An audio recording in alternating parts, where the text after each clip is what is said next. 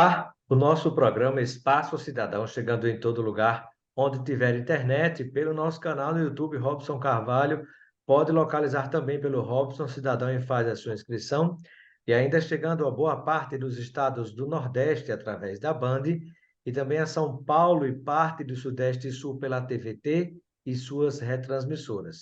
No programa de hoje, vamos conversar com o presidente do Conselho Federal de Psicologia, o Pedro Paulo Bicalho, que conosco vai conversar a respeito da atuação do Conselho no plano federal, em articulação com os conselhos regionais, conversar conosco também a respeito do problema social muito grande que tem acontecido a partir das redes e mídias sociais digitais, provocando uma certa doença mental coletiva, vou chamar assim, mas vamos detalhar tecnicamente o que está acontecendo.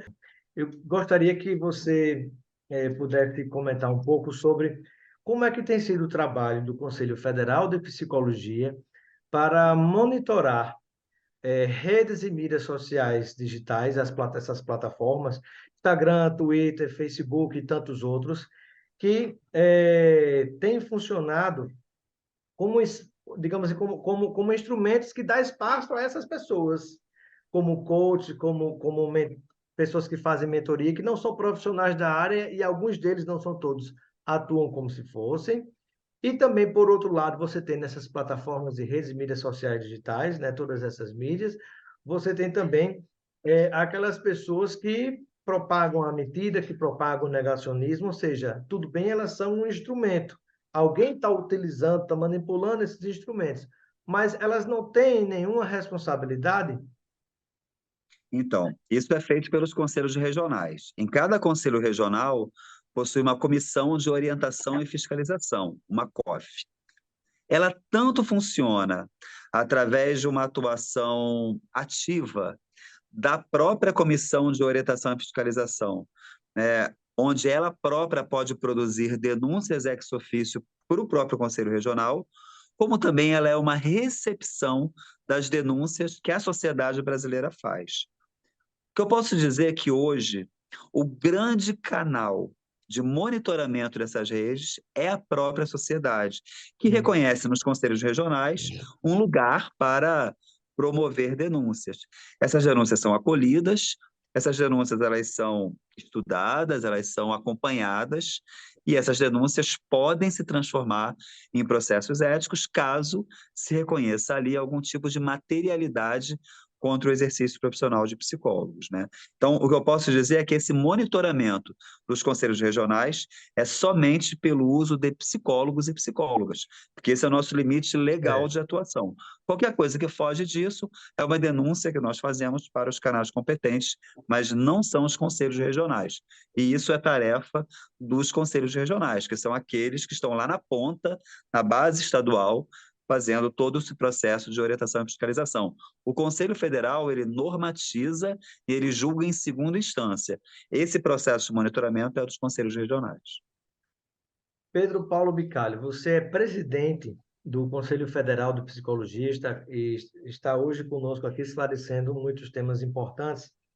E dentre esses temas, eu gostaria de lhe perguntar o seguinte: quando a gente pensa nas redes e mídias sociais digitais, essas plataformas que têm sido utilizadas cada vez mais pelas pessoas, isso a gente observa, né? Até em novela isso já foi parar, né? De grandes redes de televisão, como um tema a ser discutido pela sociedade.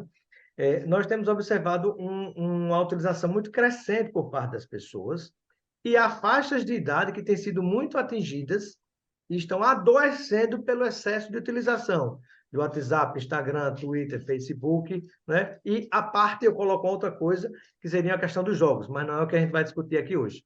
Mas em relação a essas empresas privadas, essas plataformas digitais e redes de mídias sociais, nesse aspecto, há alguma recomendação, observação por parte do Conselho Federal de Psicologia articulado aos conselhos regionais? Então, a primeira grande questão é que as redes sociais, elas não podem, de modo algum, se transformarem em instrumentos de construção de uma sociedade punitivista, Elas não podem ser um instrumento de disseminação de discurso de ódio e elas não podem ser um instrumento de circulação de não-verdades, né? Isso que nós chamamos de fake news é um grande pilar da circulação de não-verdades, né? E que De produzem mundo, né? banalização da mentira, de Isso. banalização do ódio, né, desses discursos, do ataque às pessoas, você de um lado da tela, eu posso atacar o outro, dizer o que eu quiser com ele, porque é liberdade de expressão, opinião e pensamento. Não. Liberdade, não existe essa liberdade de agressão, que é outra coisa, né? Então, mas não só a banalização, mas principalmente a disseminação, né? A disseminação desse tipo de conteúdo, ela é algo que precisa preocupar a sociedade brasileira como um todo, e a psicologia faz parte disso, né?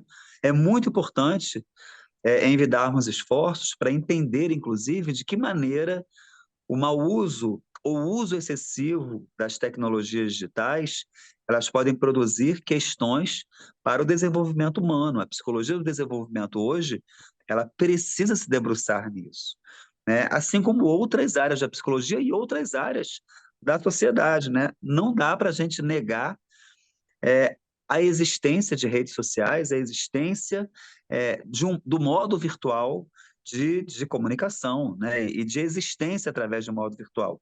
Isso precisa ser acompanhado por todas as profissões. A psicologia é uma delas. E por qual razão a psicologia precisa se preocupar com isso? Por que que existe a psicologia, né? Porque o mundo ele não é o mundo ele não é contemplado apenas por regimes lógicos, né? A psicologia, na verdade, é uma psicológica, é uma lógica mediada pela interpretação humana, né? Exatamente porque o que chega a mim não é necessariamente a informação que foi colocada lá na outra ponta, porque entre a informação e eu tem um modo como eu a interpreto, tem um modo como eu a percebo, né? E, portanto, isso produz modos de ver, sentir e existir no mundo. A psicologia se preocupa com isso. E é impossível, em meados de 2023, não reconhecermos que as redes sociais, elas também estão produzindo modos de existência, né? Estão E literalmente muitas criando vezes, realidades paralelas. sim, Há pessoas que não saem das telas, como se diz. sim, e muitas vezes realidades que não produzem saúde, mas que produzem aspectos patológicos, né? Isso precisa ser uma realidade a ser considerada. E a psicologia brasileira, ela hoje está muito implicada em relação a isso. Hoje mesmo, eu estou aqui nesse momento em Brasília, eu moro no Rio de Janeiro, sou professor da UFRJ, da Federal do Rio. Estou em Brasília hoje porque hoje nós tivemos de manhã um evento aqui mesmo na sede do nosso conselho sobre discursos de ódio e fake news, né? Hum. Hoje de manhã. Porque esse é um tema que nós precisamos debater. Nós precisamos, de uma certa forma, entender como é que a psicologia ela está sendo utilizada também para isso e E nessa precisamos criação combater. de realidades paralelas, realidades inatingíveis, né?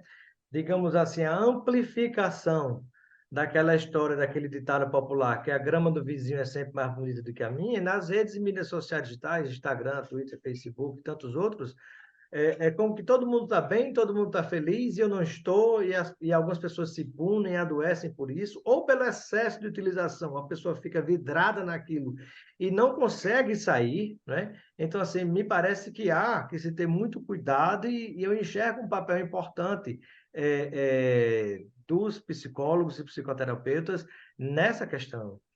Sim, sem dúvida alguma. E eu gostaria que você pudesse nos falar um pouquinho sobre, ainda nessa questão, sobre como é que os psicólogos estão sendo orientados a tratar essas situações. Algumas pessoas, me parece, têm que ser quase que arrancadas, digamos assim, de redes de mídias sociais digitais, porque não tem jeito, né? Entram numa situação muito difícil. E como é que vocês estão conseguindo lidar com isso? Então, muitos de nós, né, e eu não posso falar sobre a totalidade de psicólogas e psicólogos, mas muitos de nós têm entendido que a exposição a redes sociais e a tecnologias digitais tem produzido uma certa compulsão em relação a isso, né? E o Isso. campo das compulsões, ele é um campo estudado pela psicologia há muito tempo, né? Não necessariamente apenas, né, nós não entendemos, né, a exposição abusiva ou problemática a um determinado local somente por conta das redes sociais e das tecnologias digitais, né? Há muito tempo, a psicologia se debruça sobre o campo das compulsões, sobre o campo daquilo que muitas vezes se torna um mundo para a pessoa, né? Nós temos ao longo da história muitos exemplos para pensar a relação do homem com compulsões. Talvez hoje seja uma delas, né? E o que eu chamo de compulsão é quando nós não nos damos conta, né, do tempo que nós estamos expostos a uma determinada situação e o modo como esse tempo exposto tem produzido malefícios para a saúde, para a vida, né, para a sociabilidade. Então, é mais uma, né? É a do momento, né? E a psicologia ela precisa sempre estar articulada à conjuntura, né? Não existe uma psicologia, né? Se Freud estivesse vivo, certamente ele e outros autores eles estariam pensando sobre isso. Freud não escreveu sobre exposição à internet porque não havia internet no tempo dele, né? Mas ele nos deixa uma série de legados, né? Como outros autores que não viveram nesse tempo atual, em especial para a gente entender que só faz sentido pensar a psicologia se ela estiver articulada ao seu tempo, né? E o Perfeito. tempo que nós vivemos hoje é um tempo de exposição, muitas vezes excessiva, às redes sociais e às tecnologias digitais. Portanto, essa precisa ser uma prioridade da psicologia brasileira hoje. Sem dúvida. E caminhando para finalizar, eu gostaria de lhe ouvir como presidente do Conselho Federal de Psicologia, Pedro Paulo, sobre digamos, o aumento da medicamentalização, vamos assim chamar, o excesso de uso de medicamentos que tem acontecido, e uma palavra sua sobre isso, como é que vocês estão lidando com essa questão, e como se dá o trabalho de vocês junto aos psiquiatras. Uma questão acaba se ligando à outra.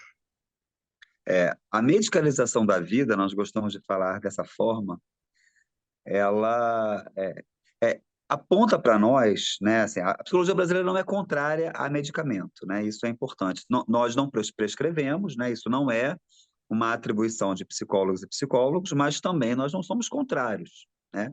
O que nós somos contrários é da utilização de medicamentos como uma forma rápida para se livrar de alguns sintomas. Muitas vezes, não entendendo que esses sintomas eles são parte de um processo que precisa ser atacado e não exatamente o sintoma. Tem que ir Essa na é uma discussão raiz, né? antiga para a psicologia, né? É uma discussão antiga. E isso se articula a um certo imediatismo da sociedade. Essa mesma sociedade que faz existir o coaching ou a mentoria é a mesma sociedade que faz existir uma busca desenfreada por um certo regime de medicalização. E esse regime de medicalização é a procura rápida para ter aliviado aquilo que aparece como um sintoma. Para nós, psicólogos, Ele resolveu de não uma maneira muito basta rápida aquilo que é complexo e profundo, né? isso. E naquilo que aparece, né? Porque o sintoma, ele é somente aquilo que aparece para você. É aquilo que faz sofrer, é aquilo que faz doer. Mas é preciso atacar os Que está por trás processos que dele. produzem a dor, né? Então, não somente aquilo que aparece como dor. Então, para Inclusive nós, os isso é a psiquiatras, base da nossa inclusive profissão. os psiquiatras deixam sempre claro que o trabalho do psicólogo, da psicoterapia, precede, tem uma importância até maior do que o tratamento, que às vezes é medicamentoso, feito pelo psiquiatra, que é o médico formado nessa área, né? Isso. A atuação conjunta, Robson, ela é mais do que necessária. Perfeito. Muito bem. Eu gostaria de agradecer a participação do Pedro Paulo Bicalho, presidente do Conselho Federal de Psicologia, no nosso Espaço Cidadão. Seja sempre bem-vindo. E eu deixo um momento final para suas despedidas junto a todos aqueles e aquelas que nos acompanham. Obrigado, Robson. Obrigado às pessoas que estão aqui hoje, né? Obrigado pela pauta. É sempre muito importante para nós falarmos em nome da psicologia brasileira, uma ciência tão bem consolidada no Brasil e que faz, como eu iniciei, faz desse país o maior país em número de psicólogos e psicólogas do mundo. É um orgulho enorme poder estar à frente dessa discussão toda. Obrigado, Robson, pelo seu cuidado aqui com a gente hoje. Obrigado, presidente.